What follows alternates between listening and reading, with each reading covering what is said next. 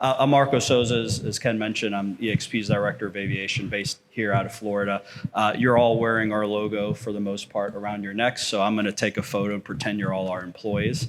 Won't tell you too much about us, but one of our design leads has coined it pretty well. We offer everything from drop-off to take-off from an aviation perspective. So today's panel, we're home. Florida is home for dozens of airports, and you'll hear from 4 of them here today, varying scopes of services.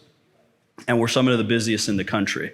But our airports face, the increased pressure, especially from all the snowboards in California that's coming into the state. So the need to upgrade, to replace, to expand, I think is more important now than ever. So we have a great mix of airports. We have 2 GAs with us today, very different GAs, and you'll hear from them, a medium hub airport, and also Maurice representing Miami International, which is the large hub airport as well. So discuss a few things, airport priorities centered around resilience, diversification, as we'll cover the following of the money, and then future prep as well. So I'm going to turn it over to the folks, starting here with Barry. Just tell us who you are, and just to loosen you up a little bit, who your favorite superhero is. Okay. Barry Brown. I'm the Director of Operations and Maintenance for Naples Airport Authority in Naples, Florida, just about 2 hours away without traffic. I've got a pretty extensive list of airports, including RSW, SJC, and PWM, which are, if you can understand all that language, all over the country.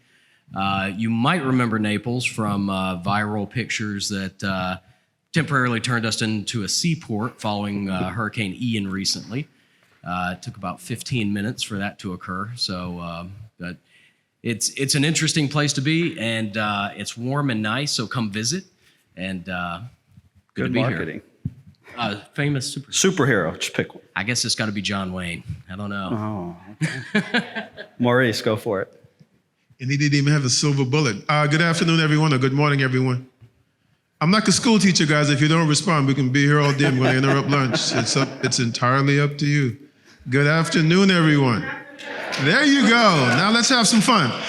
Maurice Jenkins. I am the former CIO of Miami International Airport, currently the new CIO. So going from information systems type into the innovation digital strategy framework. My best superhero ever since I was a kid. And I moved to this country has been the Black Panther. God rest his soul. Wakanda forever. Wakanda forever. There you go. So my role within the airport space and running Miami International and 4 GAs, just ensure that we put a strong innovation framework into the airport, looking at resiliency, looking at the new dynamic of what our aviation ecosystem looks like. The challenge that we're seeing globally, and you all will see and you're a part of, is globally we move 4 billion people within this ecosystem of ours. Within the next 10 to 15 years, that 4 billion goes to 8. And how do we do that constructively, easily, synergistically, and maintaining a strong ecosystem environmentally on top of that? So my goal duty globally, since I do that as well, is how do we put all of that together, ensure seamless travel, keep you safe, and also enhance the customer experience. So those are my challenges, and I don't sleep well at night. Mark? Mark Servasio, Airport Director of Venice Municipal Airport. Started out at Palm Beach County Department of Airports back in '85. Spent a few years on the, no offense, dark side, doing some consulting. Then 21 years at Fort Lauderdale Executive and a couple years at Boca, and I've been at Venice for the past 6.5 years. But favorite superhero's got to be the Incredible Hulk.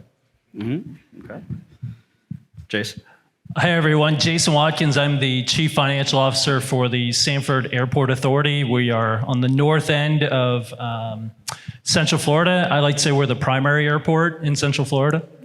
I'm an alum, a graduate of the Fort Lauderdale Hollywood Airport, so it was nice to see some of the Broward folks this morning, and also Tampa International Airport. So I've got experience at 2 large hub airports, as well as a large, small hub airport.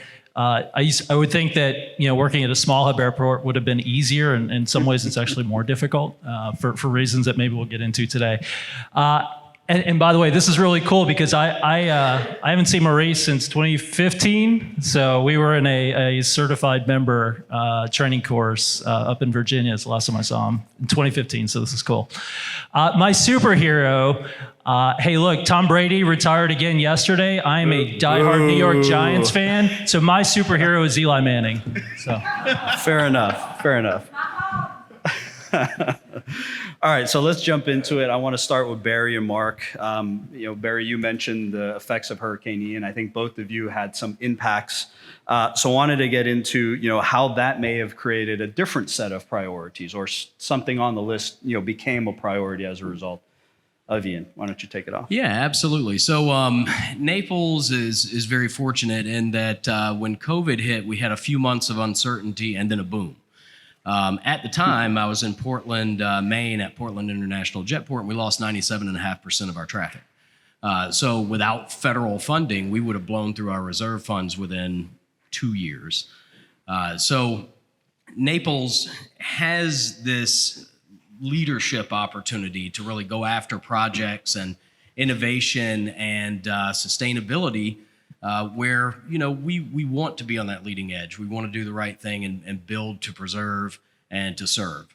So as part of that, when you get hit by a big hurricane, there are a lot of expenses that come with that and uncertainty with regard to what kind of federal funding you'll have for backup and insurance and everything else. So we kind of put stuff on hold. So our priorities have shifted quite a bit. A good example of this is with the airfield lighting system. As I mentioned earlier, we were a seaport for some time. All of the airfield lighting and nearly all of the signage was underwater up to 4 feet. So that's salt water. It's not as easy to fix as fresh water. And what we're looking at right now is how do we build back stronger? How do we build back in a more resilient fashion? And to what extent do we do that? Because there's a big cost that comes with that. And I'll give you a good estimate. The best I have really right now is between building it all back completely as it is now, about $2.5 million, and our most resilient design at about $10.5 million. So, when we start talking about the hazard mitigation grant programs through FEMA, the funding that we get on the backside of those emergency disasters, and the insurance, that really plays a big part for us. Mark? Yeah, over up the road from Naples and Venice, we're a much smaller airport. We didn't get the water. We weren't a seaport, but we had a tremendous amount of wind damage, and we have just shy of 200 individual T-hanger for personal aircraft storage. About half of those ended up either damaged or destroyed, and not only do we have those, but we have 100% occupancy and about 230 people on a waiting list for as soon as any of those come available. In our 5-year capital improvement plan, we're looking to hopefully attain grant money and be able to build additional hangars to meet that need. Well, then comes Ian, and now we're looking at what do we do to rebuild and put back what we had. So it kind of, you have a storm like that and it completely changes your perspective and your priority list. So that's been ours, and we're working with our insurance carrier. We're looking at about $3 million worth of damage, and about $500,000 of that being and additionally with deductibles. So being a small airport, that's going to be a tough nut to crack. But we're looking at working with our insurance carrier to look at how do we build this back so that, God forbid the next one comes. And this was supposed to be a 500-year storm, but, they seem to be, Charlie wasn't that long ago. I was still on the other coast when that one went through. But they seem to be coming, they could be coming more often. So the nod now is to look towards what can we do to put these hangar doors back on with better facilities that would be more resilient if the next one comes around. And we were talking on the phone before this, and I think I don't quote me on the number exactly, but it was somewhere along the lines of 26 500-year storms within just the last few years. I'm not great at math, but I might want to go back to the to the books on that one. Exactly. Jason, I'd like to put your CFO hat on for a second and the follow the money approach. So here's two airports, recovering. Yes, there's federal money. Yes, there's insurance money. But what can you say about is essentially other funding opportunities for part recovery, part building back better, part expansion as a result of that recovery? Yeah, I appreciate the question. So, it is true. Like first, kind of order of operations in Central Florida, we did not endure what you guys. It's not even close, right? But we do go through our property liability insurance. We're working with FEMA, so fortunately, we incurred only about $500,000 or so of damage. So fortunate there. We really are going on offense. Like many of you, you've seen recovery in this. I think we're post-COVID, kind of in this post-COVID world, everybody put things on pause, and now there's this like acceleration to get back on trajectory. And so, in our world, two primary funding sources, right? So it's our AIP entitlements, AIP discretionary to a certain degree. We are participating in the BILL program, obviously. We'll talk about that in a second. And as you've heard throughout the day, we are very reliant on the Florida Department of Transportation. One of the biggest differences coming from large hub airports to a small hub airport is, hey, look, small hub airport, I have 4 runways. I have 2 commercial runways. This was previously a Navy base. I have to maintain that pavement the same way that Tampa does or Fort Lauderdale does or Miami does. I don't have their passenger loads. I don't have their passenger facility charges. I don't have the commercial revenue that they have. So it really complicates the strategy. Were it not for partners like FDOT, where you've got flexibility to direct funding to, I'll say, strategic revenue producing projects or, projects beyond your airfield, I'm really not sure that you would have small hub, probably not even medium hub airports, certainly not flourishing to the degree that I think they do in Florida. So it is mission critical, of course, to effectively leverage your FAA dollars. The infrastructure bill will be helpful. We've got some ideas about how we're going to apply that. But ultimately, it is user-generated fees. For us, commercial real estate is a big part of what we do. That's actually half of our operating revenue at my airport, which is a lot different. When I was at a large hub airport, it's maybe 5-10% of our total operating revenue. So commercial real estate's really important for a small and medium hub airport. And before I hand the mic back, I just want to, because I would be remiss in not doing this, I want to thank Ken for the invitation.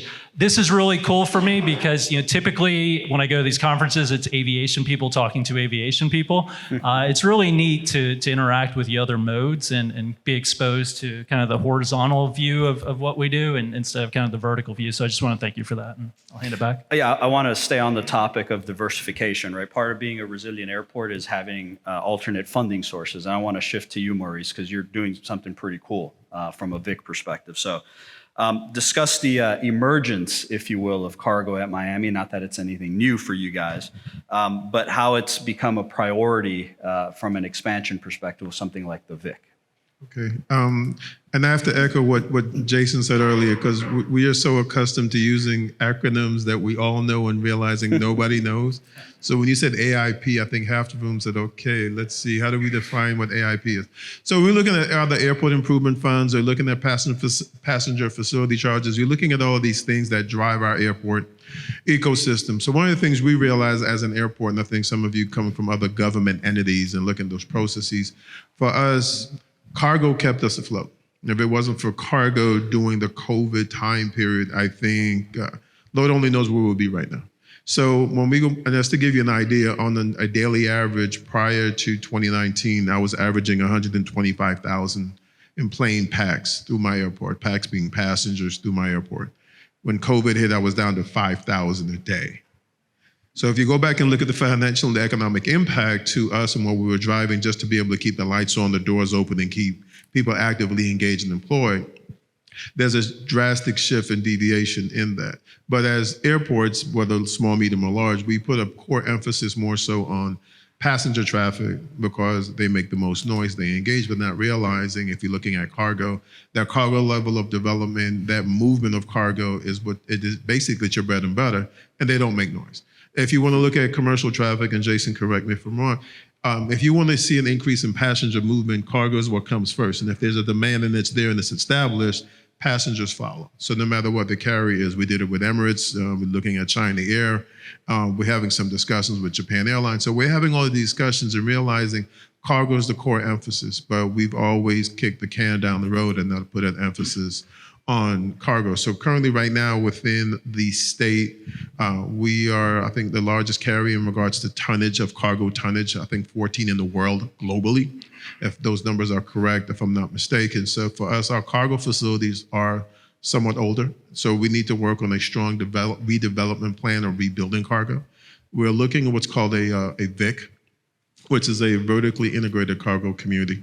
So we're pretty much landlocked, and there's a strong emphasis for us now to do land acquisition so we could build up our catchment area and that airport premise that we control, and putting a core emphasis of innovation tech within the VIC, within the cargo arena. So I'm looking at a cargo community system that's going to run about almost 10, 15, $20 million, but it'll streamline the cargo process end to end of being able to clear customs, working with logistics partners, that whole level of engagement to go ahead and bring the additional value add that the cargo community already provides today, but enhance those level of services.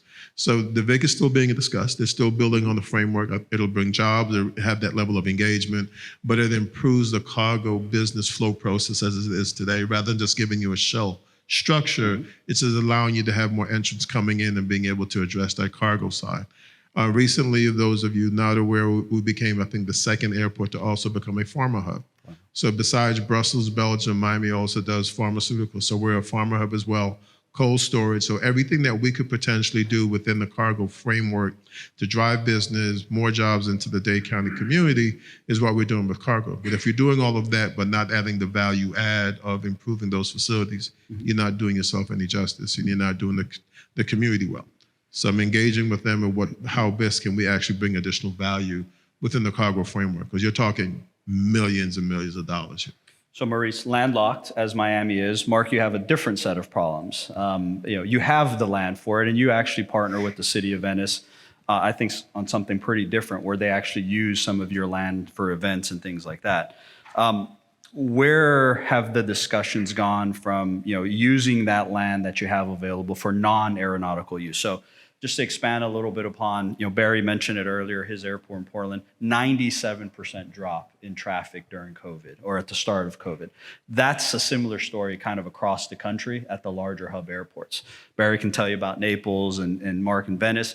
The GAs had a different experience. Naples actually grew during that time frame. But yes, from a landlocked perspective that Miami is, but your use of that land that you have and maybe some non-aeronautical development. Yeah, and we saw that also. There was, I think that probably was across the board, that GA traffic during COVID actually picked up. Yep. And it was kind of nice to get at the front of the line for a change instead of kind of behind the eight ball compared to the air carrier airports. But yeah, and that's, it's something, we've got about a little over 100 acres on the east side of the airport that it's used for, the city has festivals, and the FAA has allowed that we don't get fair market value for that property based on the fact that these events are it's a short-term use. It's not committing the property for like a long-term lease kind of thing. But we're looking at, and that's really kind of where I grew up. Like I said, I did 21 years at Fort Lauderdale Executive. And at Exec, we were in the top 10 busiest GA airports in the country every year. Some years we ranked number 3 based on itinerant operations. And that's operations of aircraft going, not local kind of practice flights and stuff. So it was all GA, but it was real flights coming and going to the area. We had 750 airplanes based there, and 150 of them were jets. As busy as that airport was, the money machine was the non-aeronautical leases. We had almost 1.5 million square feet of office and warehouse space, light industrial on airport property.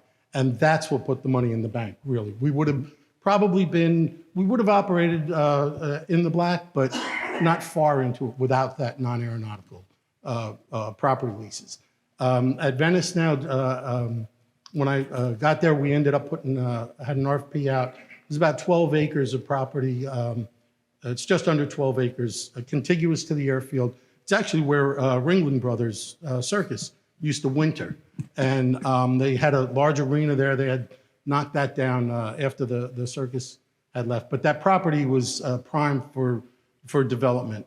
And we ended up getting a developer on board.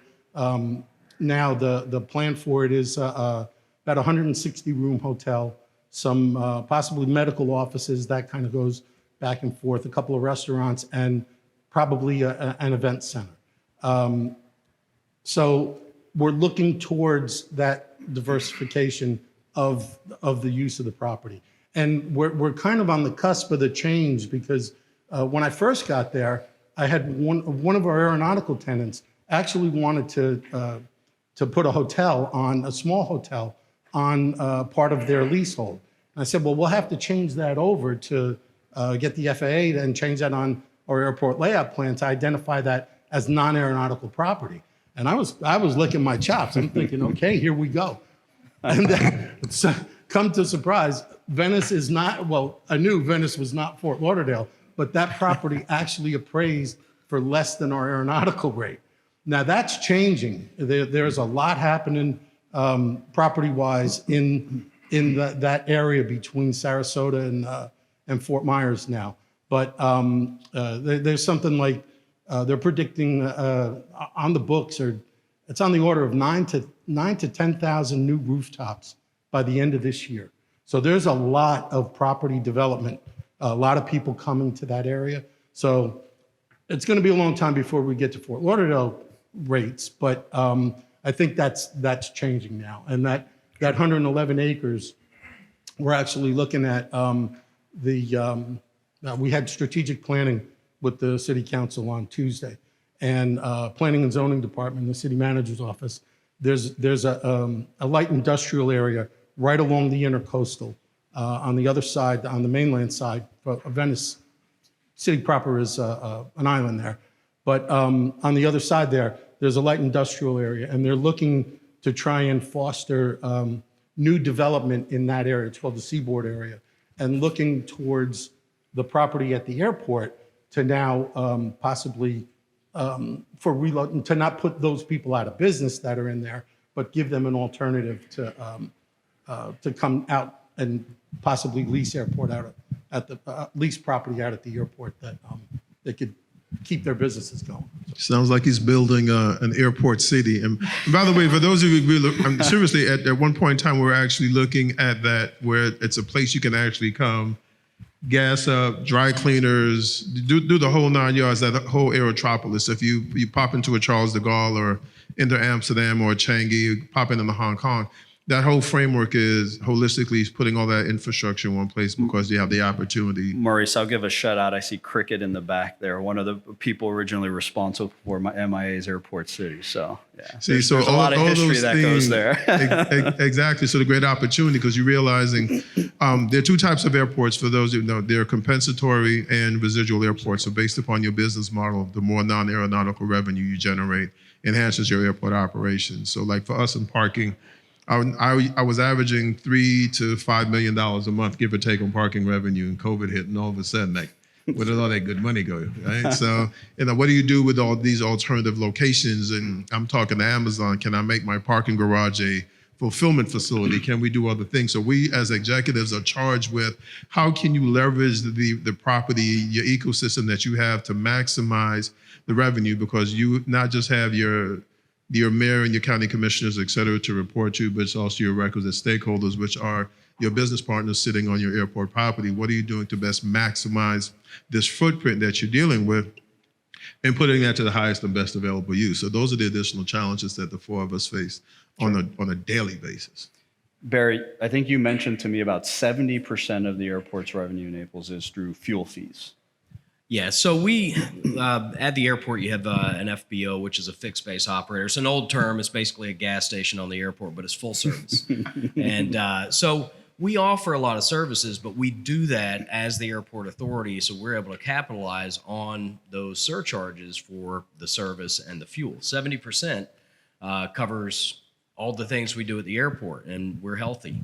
There are a ton of other ways that we earn money, but to Maurice's point, we're always looking for that next thing. I think before COVID hit, we were really worried nationally, because again, I was at commercial service then, nationally about underutilization of the parking spots.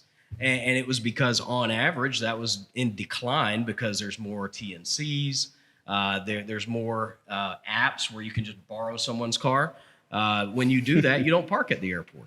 So, all of this disruptive technology that's coming in, we have to respond quickly to that because our existence, we don't use local funds generally. Our existence is based primarily on kind of a business model that functions. So one of the things that we do at Naples is, at least I'm considering, a couple of options, but we want to always decrease our costs, right? Because that's one area that we can certainly focus on and fund for. And then as we go, our operating costs are decreased by virtue of the projects that we've done. I think that the microgrid strategies and I know there are FP&L people here, so I'll be careful. But the microgrid strategies, solar to offset some of those costs, and other various means of decreasing our operational costs in order to increase or decrease our overhead and increase what we can retain to put back into the airport. I don't expect that we'll stop using airports anytime soon. I know that there's a lot of development coming up with eVTOL and drones and everything else. So our ability to build the airport and fund that construction really builds into the rest of the community, everything that we do. So any costs you can offset through something like a microgrid or solar, it goes back into the airport effectively. Absolutely. We're not for profit. The other modes of transportation, you're not for profit, even though you have a lot. Future prepping, Jason, your airport has a lot of landside development that's coming. Other modes of transportation, right? We're talking about there's rail in Florida now connecting specifically an area that's closer to you. The TNCs, the Ubers, the Lyfts, the renting of somebody's car via an app. How do you factor all of those things in when you consider a large, landside program that has a rental car facility, garages, and things like that? Yeah, I appreciate that, and I'll be sensitive to time. So, I think back to my days at Tampa International Airport, and we built at the time, a $330 million consolidated rental car facility. I think we opened in 2016, 2017.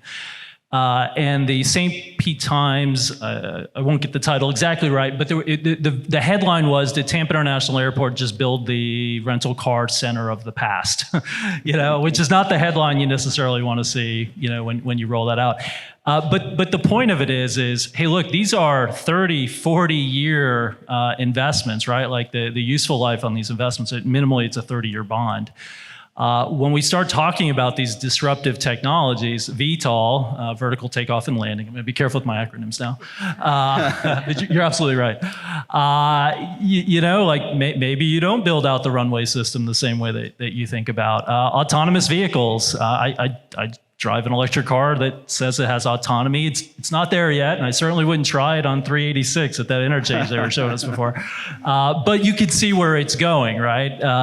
You talk about just the shifting models of the way that we interact with transportation, and we have a rail spur now. I'd love to see Brightline come up our way. We're a little further north. We're not going to get them for a while, but as you're making these long-term investment decisions, you really have to be cognizant of, okay, can I issue a $100, $200, $300 million bond, depending on my airport size, for infrastructure that may be outdated 10 years from now, 8 years from now, 7 years from now? And so that is a real challenge. And I think that's part of the value of forums like this, is it gives us some pause to say, look, I know this has been the model for the last 20, 30 years in my industry, but that model is shifting. We need to be cognizant of that. Great. Maurice, going back to you, and then I'm going to jump back to you for your CFO hat, Jason. I would like to say you're leading MIA through kind of this digital transformation. If you could explain your vision, if you will, for what the airport, and I think, your vision will speak to the airport of the future and how things are a little bit more digital than they are today. Wow. It's a good thing I only You have 60 seconds one left. minute. I'm going to There make you the go. best of it. One of the good things within this new role, within this innovation framework, is how best can we, I subscribe to 3 principles, and that's me, and that's the mantra that I've taken for my airport is I leverage innovation and technology to either improve the customer experience, because you guys sitting in this room, whatever airport you go through, you are our customer one. I leverage the technology to make money because I'm a true capitalist, and I want to make sure I can get all the money to give to Jason and my CFO at my airport that we possibly can. But at the same token, we also want to improve our operational efficiencies. There are times in which you don't have the dollars necessary to enhance or to do the PM necessary, the O&M necessary. Don't want to use the word value engineering, so you won't leave anything out of the framework of your airport, but can you improve upon those processes? So for me, in looking at that, what I've done is create a center of excellence, creating a innovation framework of how best can I improve the airport ecosystem. And by doing that is evaluating existing as well as emerging technologies, evaluating how the workforce is being addressed within the airport space, and how can we work on normalizing some of that and addressing some of that in that process. And with that, I've created an executive forum, of which there's 5 individuals, my CEO, the head of finance, the head of procurement, because I need procurement, and our deputy. So whenever I evaluate innovation now, bring that to them. If they like it, then we'll go through the tender process, the financing process, and does it fit the criterion to meet the demands and the needs of the airport now as well as in the future? Because everybody, you hit it on the head. What we plan for and what we implement today, by the time we go through the process and get it implemented, you've already reached functional obsolescence, and then we're starting all over again. And we're trying to get in front of that. So the digital framework, the footprint for us is I create this document, create this new wash, rinse, repeat type environment for innovation, injecting that into the ecosystem, engaging with business partners, engaging with the private sector, the community, as well as startups of what can we add to the framework of our airport, looking at what the long-term demands are going to be. Our numbers are going to grow. Our footprint could only grow but so much, and there's still a high level of expectation that we have to deliver on. So those are the challenges that we face, but creating that digital framework, it's mostly innovation. So looking at our airport, we're doing biometrics. So taking one step further, rather than, let's say, biometric departure for international flights, my next step after I have this implemented by October of this year is using your biometric for domestic departure. I don't want to see your driver's license, and I don't want to see your boarding pass anymore. But it's only as good as your end journey destination is prepared to go ahead and work with that as well. Yep. I leave for Doha next week. So if I can do it in Miami, but I get to Doha and I can't do it, then what did I buy myself? Or vice versa. Or I'm even transitioning through the state of Florida. So it's more airport to airport engagements and working on innovation type projects as well is what I'm also looking to do and actually enhance this ecosystem of ours. All right. Realize one thing, the airport sitting at this table, sitting on this dish right now, we're responsible for 80%, almost 80+% of passengers or visitors coming into the state of Florida. 80. Follow the money, if you will, right? So I want to close with you because you heard from an airport panel, but you heard about a hotel, you heard about microgrid, you heard about technology. How do you mitigate the risk? Because the DOT, the FAA, they don't have money for everything, right? So maybe an option or alternative, we're talking about alternative delivery, right? That can help fund some of those things and shift the risks from a financial, from a business case perspective. Yeah, I appreciate that. So I like to say that dirt doesn't pay rent. They don't pay for ground leases, right? Airports, small hub airports. I'm going to exclude my friends at the large hubs because they have more money that they know what to do with. No, I've been there. I know the truth. So we don't have the funds, right, to build infrastructure. Like, hey, developer comes in, they want pad-ready site, they want utilities, they want MEP, they want the permitting to be done, they want environmental to be done. Well, that's an awful lot to ask on a spec basis, right? So the flavor of deals, I was kind of thinking as we were up here, in the last 6 months, I've had corporate hangar interest, I've had cold storage, I've had air cargo, I've had aircraft manufacturers, I've had MROs. Those all have, kind of different needs, different expectations in terms of, what's the definition of site ready or pad ready. And so, when you talk about risk mitigation, my preference ultimately is a deal where we've got flexibility on the front end of a 30, sometimes up to a 50-year lease agreement. We can be flexible, where, hey, look, maybe there is a rent abatement for 2-3 years, or there's a 10-20% of rent. We'll share in the risk, but ultimately my cash isn't at risk. I'm not committing to capital that, I've talked to peers in this industry that, they've gone out and they've done $6, $10, $20 million. There's an airport, I think Kansas City did $30 million of site work without LOIs lined up, which letter of intent, right?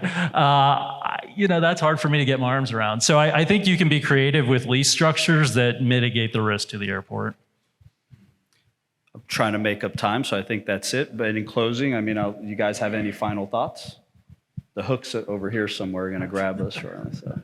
I'm actually surprised we've gotten away with it this long. And you guys are hungry for lunch. So I just want to thank you for having me. I will actually have to run out of here. I have to head back to Orlando. So, but this has been a pleasure. Thank you for having me. Mark? For me, oh my God, I guess I won't speak. I'm boring you already. For us, we're about to embark on a new central terminal development program pretty soon, and which started at almost $3 billion. It's almost up to $8 billion, because we're just looking at what the demands of the traveling public and what this ecosystem brings. And I think transportation itself, that no matter what, you need the airspace, and there are a lot more challenges coming around, and we have to have the ability to engage. And we have 4 GAs, and they're growing. They're one of the largest. Our TAMIAMA executive right now has had more movements than it's seen in the last 20 years. We've seen more low-cost carriers come into large airports that we never expected to see. And I think this is an ongoing trend. So there's an increased demand, and the challenges that we're going to face are going to grow. And you, as a traveling public, you're probably going to have more expectations of us, and we have to be able to meet those expectations. Mark or Barry? I would just say keep flying, because that'll solve all these problems in time. Thank you. Yeah, that's it. Like Marie said, 80% of the people coming here are coming through one of these facilities. So, we're having an airport discussion, but you've noticed that, they're mini cities, effectively. There's a lot that goes into them, so there's relevancy when you talk about a municipality or our stakeholders, external and internal. So feel free to approach us. We'll be out in the lobby. Thank you.